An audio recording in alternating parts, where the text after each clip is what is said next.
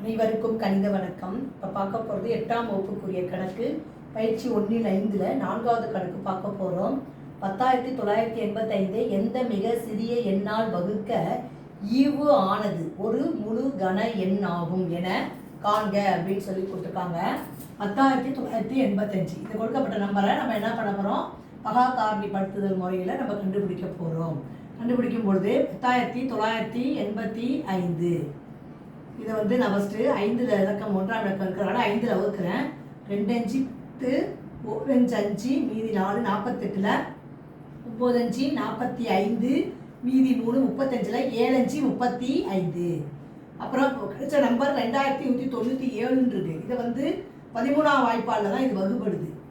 13 13 மிச்சம் 8 89, 6 13 78 மிச்சம் 11 11 117 117ல் 9 13 117. இப்போ 169 திரும்பவும் 13ஆம் வாய்ப்பாடில் வகுக்கிறேன்.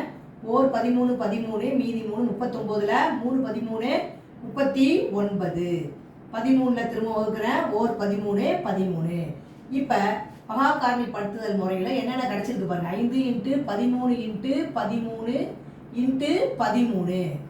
அப்போ 13 என்ற நம்பர் வந்து 13 மூன்றன் தொகுதியை பெற்றுள்ளது. மூன்றன் தொகுதியை, அதாவது 13ங்கிறது 3 இருக்கிறது, அதனால மூன்றன் தொகுதி பெற்றுள்ளது அப்படின்னு போட்டுக்கிறோம். 5 என்பது கனமூலம் என்பதே 3க்கு 1 நம்ம எடுப்போம். இது மாதிரி இருக்குது. அப்போ பார்த்தீங்கன்னா 13 வந்து மூன்றன் தொகுதியை பெற்றுள்ளது. 5 என்பது தான் அவ்வாறு பெறவில்லை. என்ன பெறவில்லை? மூன்றன் தொகுதியை பெறவில்லை. 5 என்பது மூன்றன் தொகுதியை பெறவில்லை. ஆக இந்த கணக்கை பொறுத்த வரைக்கும் 5ங்கிற நம்பர் தான் வந்து விடை. 5ஆல் வகுக்க, 5ஆல் வகுக்க, அதாவது 10,985ஐ 5ஆல் வகுத்தால் வகுக்க அந்த நம்பர் வந்து முழு கன எண் ஆகும்.